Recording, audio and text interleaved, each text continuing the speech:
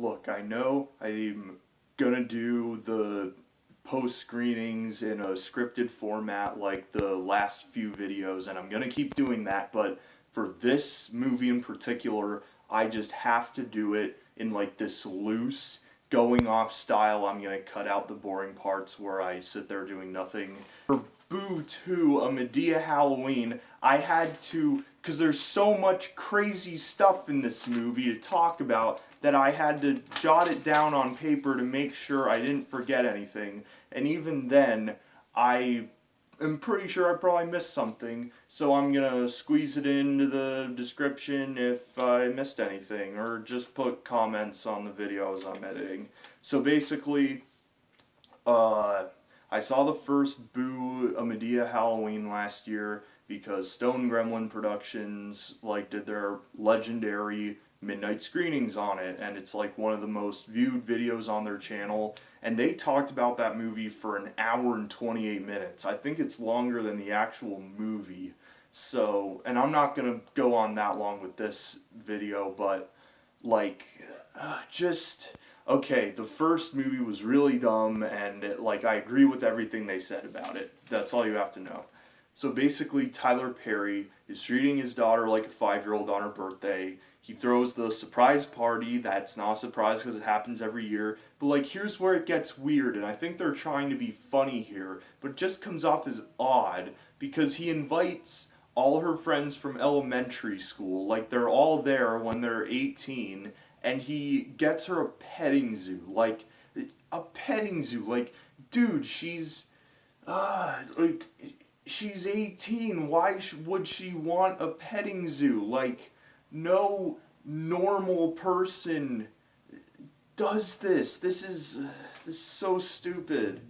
And we're only 5 minutes into the movie, and there's other stuff I haven't talked about yet. Okay, so it's in the second scene, the first scene at the house, where we meet Madea and her 3 old people friends, and I don't remember their names because why would I bother? In the first movie, I should start off by saying that this movie is better than the first movie in some respects and worse than the first movie in some respects. One of the ways that it's kind of better is, in the first movie, there was this 10-minute scene where Madea and all her old lady friends were in the living room, and they just sit there and talk for 10 minutes and make unfunny jokes. And, it's nothing. You're not contributing anything here, and it's not even funny, so why bother? At least in this movie, they split it up into 2, shorter 5-ish minute talking scenes, where it softens the blow, and there is some interesting dialogue that I'll get into later, but, still. For example, in the first movie, we learned that Madea was a hooker or a prostitute or a stripper or something, or all of both, and we also learned that she's on the FBI terrorist watch list for some reason, and her brother, I think it's her brother, the old guy, also played by Tyler Perry, he keeps saying how he was a pimp. So was Madea one of his hoes or something? And you know how in the first movie, he makes all these jokes about how Medea's actually a man? I remember there were 2 of them, actually. There were 2 of them in the first movie. The first one was woman, we know you got a prostate. And then there's another one that's more in your face where she's running away, and then he's like, by the way, just in case she doesn't come back, that's a man. And in this movie, they make so many references to Madea being a man. He calls her sir at one point. He's like, why don't you do it? You got a scrotum. And they do it 8 more times, and it's really in your face about it. Something else I've noticed with this movie is the 3 characters played by Tyler Perry, who, I'm sure his character has a name, but let's face it, it's Tyler Perry. Madea and Medea's brother, you can tell it's him in all 3 of them. They have the same, perfect white teeth.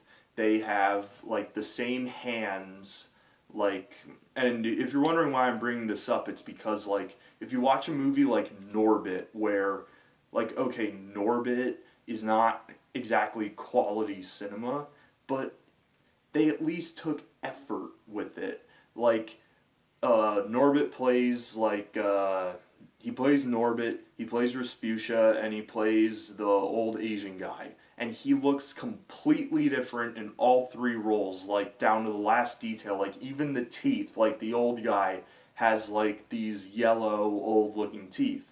So like you can tell they put the effort in for that, but for this movie they just didn't care. Okay, so one of the big driving points of this movie is Tyler Perry's daughter gets a car his from her mom, and the parents are divorced, and he's like he wants to shelter her, but the mom's like, nah, you gotta let her be free. So she gets her a car for her birthday, and the first thing she does when she gets the car is she goes to the frat house from the first movie, and she's like, hey, I'm 18 now, so I can party here. And then they're like, oh, and by the way, the frat guys in this movie are the same frat guys as in the first movie. And they're like, no, we're not going to hold a party here because we're not allowed to because of you and your dad's old gangster friends, as he calls them. And for some reason, when he walks out, like, there's this guy behind him, one of the frat guys, who has this pink t-shirt and is sucking on a pacifier the whole time. And I have no idea why. It's just there. He's just standing there like standing there sucking on a pacifier. And I'm like, why?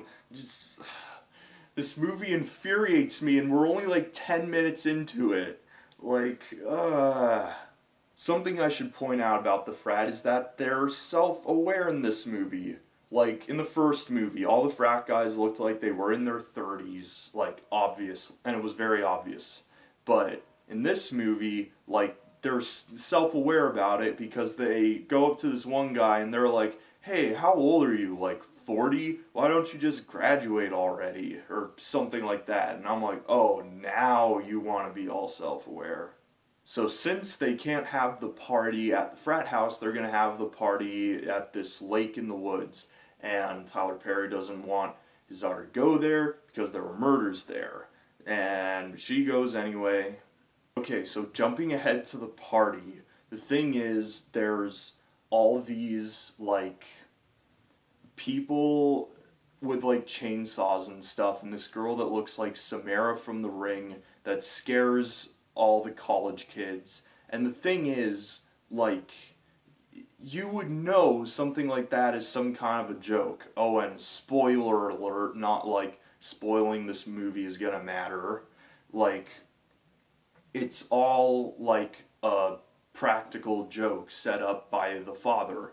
And just, why would they go for it? Because, like, if you've ever been to a haunted house, any, like, haunted house where there's a maniac with a chainsaw, it's always a fake chainsaw with, and where the chain isn't real, and like it just makes the noise, and it's super light, and you can tell because they can wave it around like this. And as someone who's operated real chainsaws multiple times, I can tell you that a gasoline chainsaw is not something you can easily just jerk around like this. So from minute one, they should have just not bought that. They should have just been like, oh hey, nice costume, and they would have just like played around with it, and they wouldn't have been scared at all. And just, the whole plan is stupid, and I'm gonna get more into that stupid plan later. Madea and her old lady friends are driving to the campsite thingy where they're having the party to try and save the daughter, and like, they get out of the car. Like, I should probably point out that the, like, Samara girl and, like, death and, like, other things have popped out at them along the way. They get to the campsite, and, like, one of them is, like, the annoying one. Well, they're all annoying. I should say the one who, like, can't pronounce things properly, so they always joke about how she can't say anything right. And she's like, I gotta pee. And, like, dude, if you think, at this point in the movie, they believe everything is real. Because, like, the Grim Reaper is holding a real scythe made from actual metal. So, like, they buy it at this point. Which is still kind of stupid, but, whatever.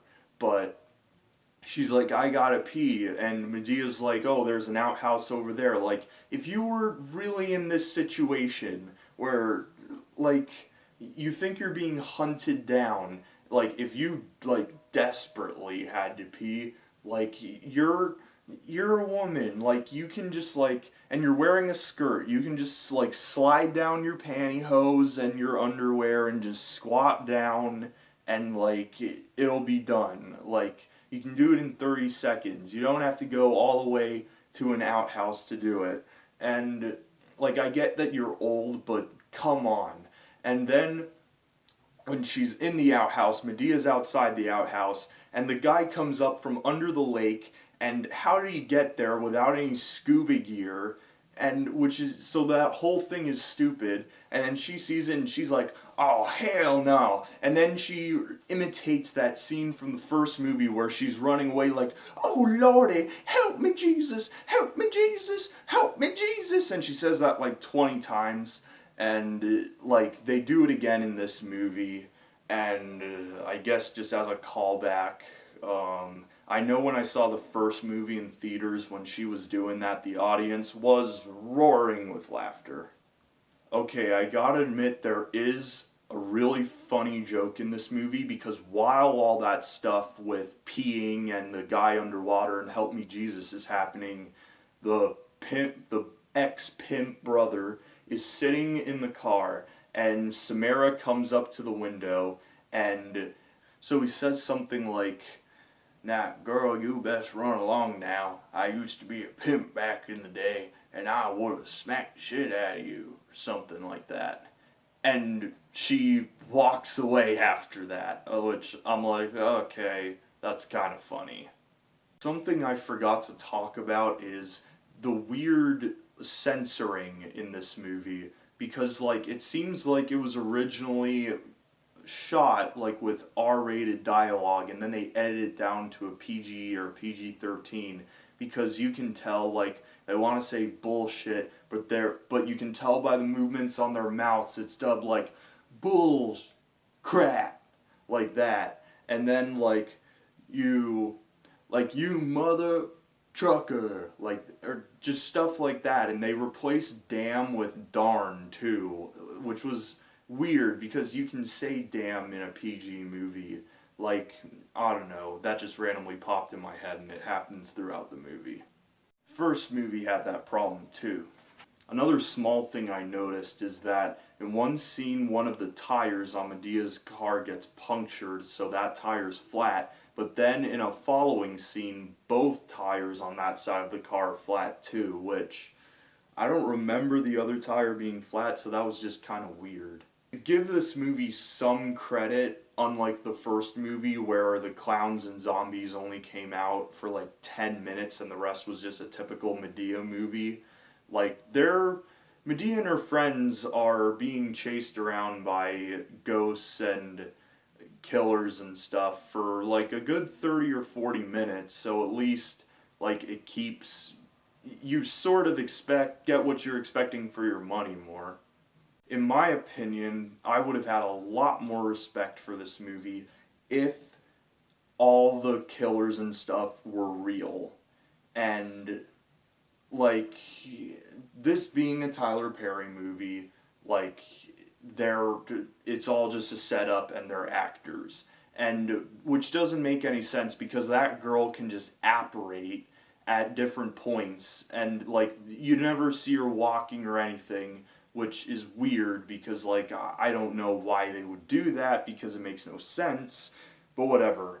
I'm getting ahead of myself. The big thing here is the stupid moral at the end of this movie, which I really don't get, because Tyler Perry hired actors to, like, chase people with fake chainsaws, and the little girl dressed as a ghost, and like just to scare them, like now you know you shouldn't go where you're not supposed to because it can be dangerous. Like, okay, first of all, they're not dangerous. They're not real killers. Like, and it's obvious too. And second, why would you go out of your way through all that trouble to just to do that thing that realistically nobody would buy because everyone in this movie is stupid and like